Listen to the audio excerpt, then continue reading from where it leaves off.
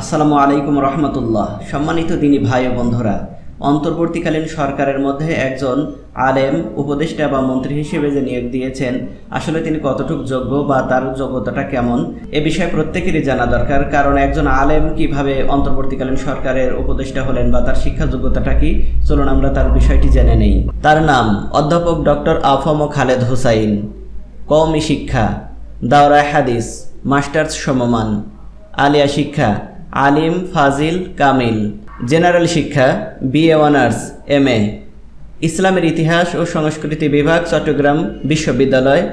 PhD doctorate Chittagong বিশ্ববিদ্যালয়। কর্মজীবন senior মুহাদ্দিস আল জামিয়াতুল আরাবিয়াতুল ইসলামিয়া জেরি। অধ্যাপক ও বিভাগীয় প্রধান অবসরপ্রাপ্ত। ইসলামের ইতিহাস ও সংস্কৃতি ওমর গনি HM কলেজ চট্টগ্রাম। খণ্ডকালীন অধ্যাপক এশিয়ান ইউনিভার্সিটি অব বাংলাদেশ, আন্তর্জাতিক ইসলামী বিশ্ববিদ্যালয় চট্টগ্রাম, আল জামিয়া আল ইসলামিয়া পটিয়া, জামিয়া দারুল মাআরিফ আল ইসলামিয়া।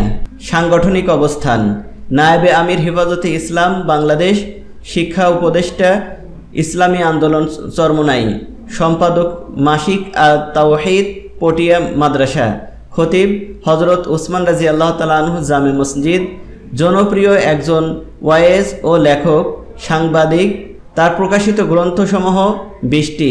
বর্তমান তিনি 4টি জাতীয় পত্রিকার নিয়মিত কলাম লেখক। আল্লাহ তাআলা ওনাকে কবুল করুন এবং ওনার শিক্ষার যোগ্যতা কবুল করুন, এবং আল্লাহ তাআলা ওনার দ্বারা অবশ্যই এই দেশের অনেক ভালো কাজ করাবেন ইনশাআল্লাহ। আল্লাহ তাআলা আমাদের সবাইকে সৎ ব্যক্তিদের সাথে থাকার তৌফিক দান করুন, আমিন।